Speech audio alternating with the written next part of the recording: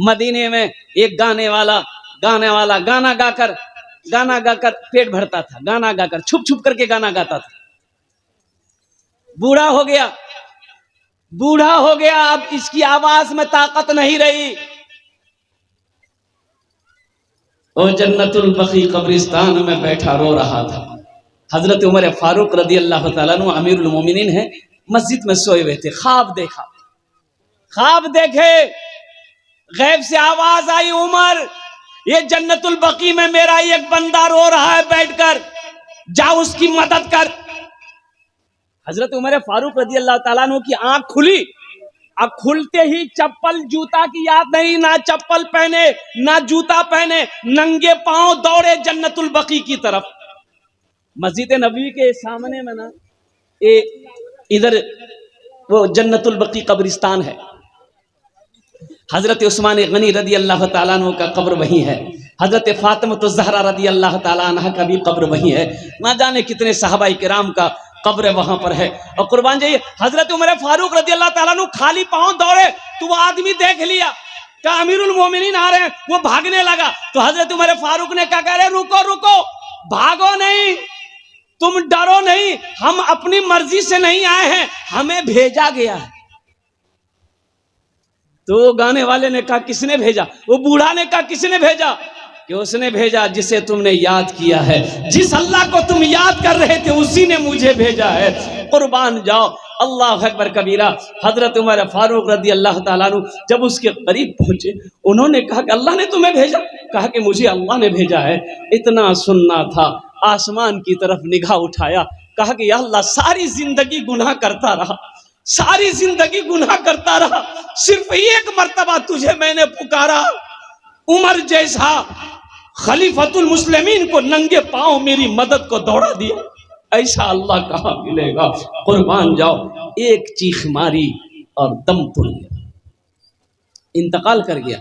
हजरत उमर फारूक रदी अल्लाह ताला अन्हु ने अपने हाथों से गुस्ल दिया, जनाजे की नमाज पढ़ी और उसे अपने हाथों से दफनाया है। इसलिए मेरे बच्चों, मेरे नौजवानों, अल्लाह से मोहब्बत करो, अल्लाह अपने बंदे से बेइंतहा मोहब्बत करता है। हजरत यूसुफ अलैहिस्सलाम, हजरत याकूब अलैहिस्सलाम कई साल तक बाप बेटे बिछड़ के रहे।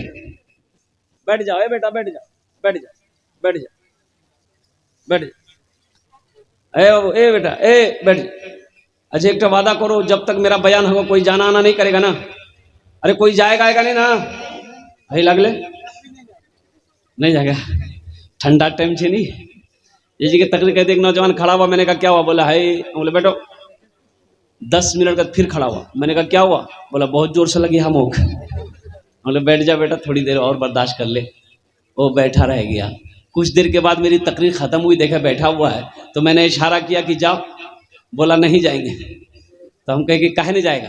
बोले क्या करने जाएंगे, जो करने जा रहे थे यही होगी, अब जाने की जरूरत नहीं है। हजरत याकूब अलैहिस्सलाम, हजरत यूसुफ अलैहिस्सलाम काफी सालों तक दोनों बाप बेटे बिछड़े रहे। जब मुलाकात हुई है, जानते हैं, दोनों बाप बेटा गले मिले, बेहोश हो गए। फिर होश आया, फिर रोए, गले मिलकर फिर रोए, रोते रोते फिर बेहोश हो गए। तो हजरत जिब्रील ने कहा कि या अल्लाह, ये कैसी मोहब्बत है, ये कैसी मोहब्बत है कि रोते रोते दोनों बेहोश हो जा रहे हैं। तो अल्लाह ने जवाब दिया, जिब्रील ये तो कुछ भी नहीं है, उम्मत मोहम्मदिया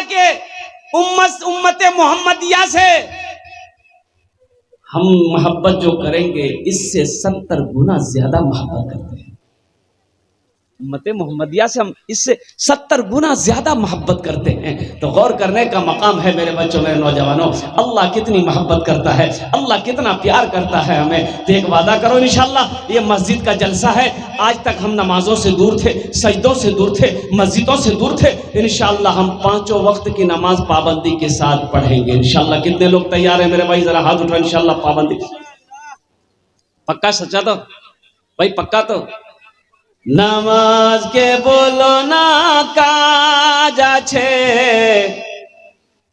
नामाज के बोलो ना काज आछे, কাজ কে বলো আমার নামাজ আছে, নামাজকে বলো না কাজ আছে, কাজকে बोलो আমার নামাজ আছে।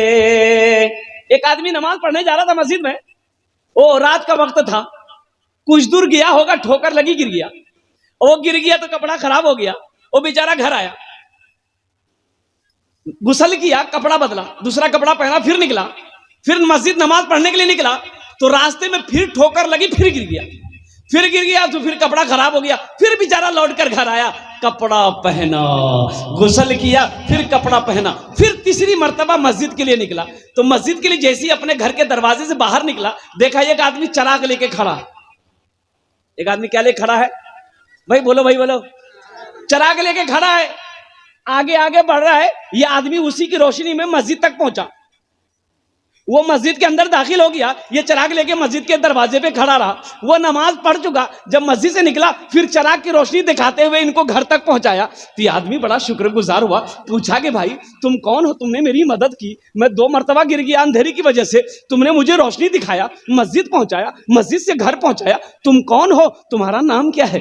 तो बोला कि देखिए बुरा नहीं मानिएगा, हमारा नाम शैतान है। क्या बोला? तो ये आदमी चौंक गया कि शैतान तो नमाज से रोकता है, लेकिन तुम हमें चिराग दिखाकर मस्जिद तक काहे ले गए? तो शैतान बोला कि दरअसल बात यही है कि जब पहली मर्तबा आपको ठोकर लगी गिर गए, तो फिर घर आए ना, तो वो जो ठोकर लगी गिरे ना, तो अल्लाह आपके सब गुनाह को माफ कर दिया। दूसरी मर्तबा आप गए, दूसरी मर्तबा जो आप गिरे ना, तो आपके गिरने की वजह से अल्लाह आपके खानदान के सारे लोगों के गुनाह को माफ कर दिया। तो तीसरी मर्तबा आप जा रहे थे, हमको डर हुआ कि कहीं तीसरी मर्तबा अगर आप गिर गए तो अल्लाह आपके मोहल्ले वाले के गुनाह को माफ कर देगा, इसलिए हम नहीं चाहते थे कि मोहल्ले वाले का गुनाह माफ हो, आप नमाज पढ़ लीजिए। बात समझ में आ रही है ना?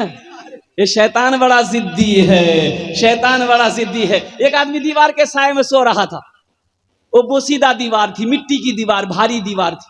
वो आदमी सो रहा था नींद से, एक आदमी आया, हाथ पकड़ा, घसीट के ले गया इधर, हट हट दीवार गिर जाएगी। और सही में ये आदमी हटा, दीवार गिर गई। तो आदमी बोला कि भैया तिमोर जान बचे ले लो भैया, तोर नाम की भैया? बोला मोर नाम शैतान। बोला शैतान, तिमोर क्या जान बचा लो?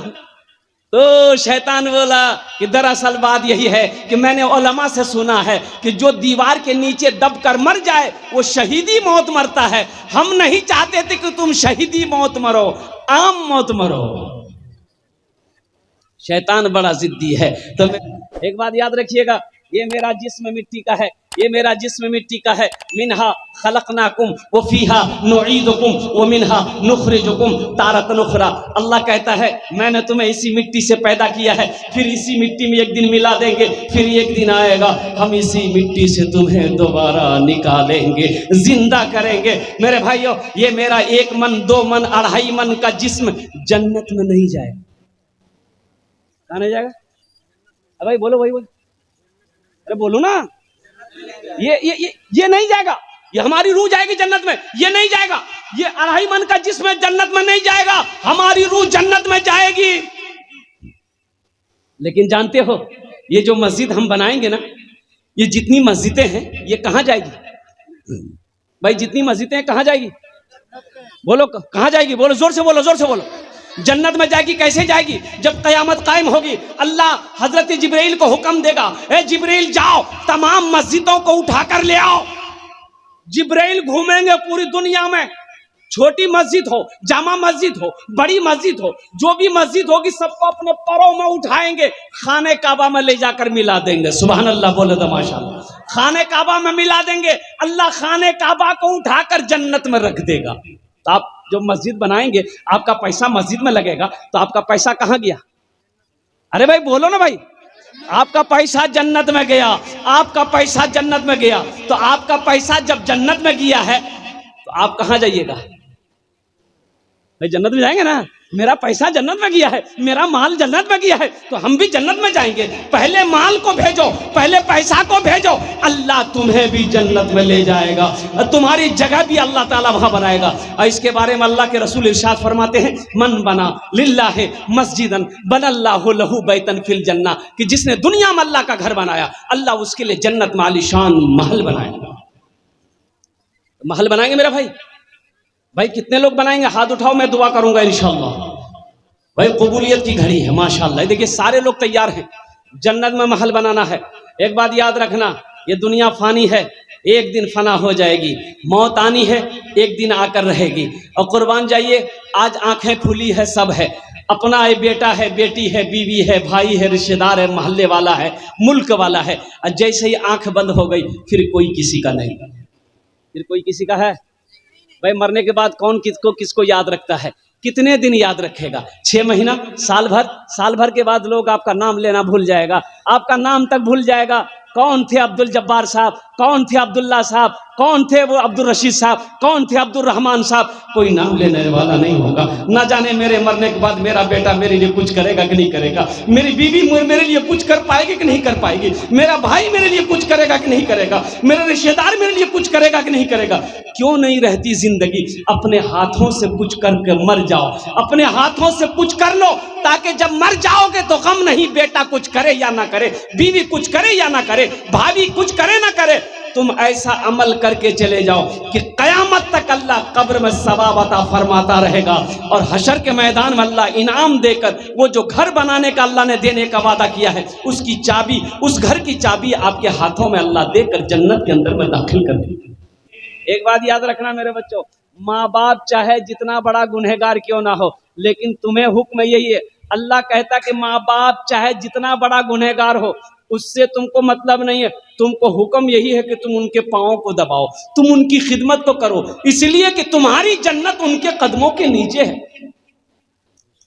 तुम्हारी जन्नत माँ के कदमों के नीचे, बाप के कदमों के नीचे है।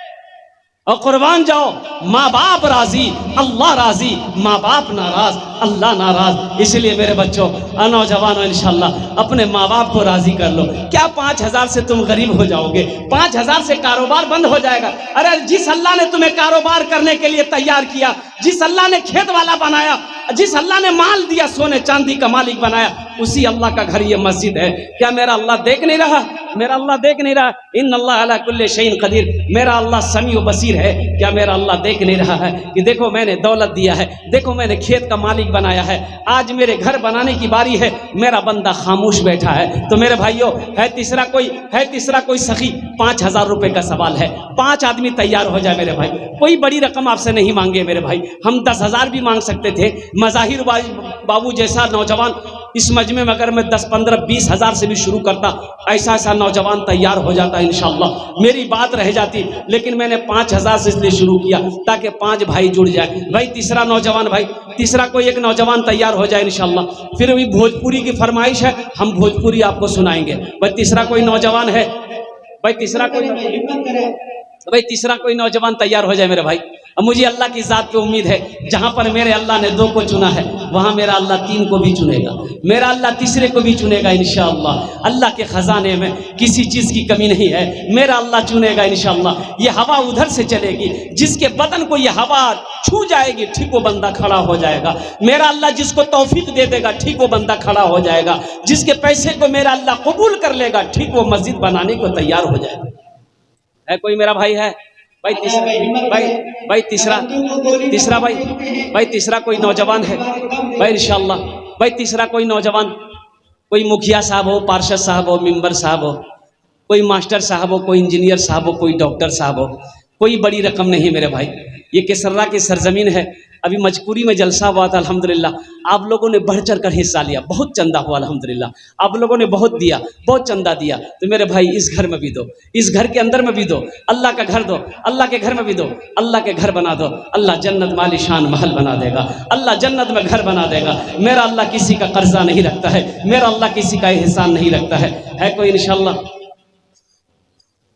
तौबा का दरवाजा खुला है, हश्र की तैयारी कर लो, हश्र की तैयारी कर लो, तौबा का दरवाजा खुला है। हश्र की तैयारी कर लो, हश्र की तैयारी कर लो, तौबा का दरवाजा खुला है, तौबा का दरवाजा खुला है। हश्र की तैयारी कर लो, जन्नत की दुकान सजी है, आके खरीदारी कर लो, आके खरीदारी कर लो। जन्नत की दुकान सजी है, आके खरीदारी कर लो, आके खरीदारी कर लो। 5,000 रुपए से गरीब नहीं हो जाओगे। मेरे भाइयों, केसर्रा के मुसलमानों, हौसले के साथ अपने कदम को आगे बढ़ाओ। 5,000 रुपए खर्च करो, देखना मेरा अल्लाह इस 5,000 का बदला कैसे देता है, किस रास्ते से अल्लाह देगा। मैंने पहले कहा अल्लाह किसी का कर्जा नहीं रखता, मेरा अल्लाह किसी का एहसान नहीं रखता है। इस पैसे का बदला जजा मेरा अल्लाह यहां भी देगा, आखिरत में भी देगा।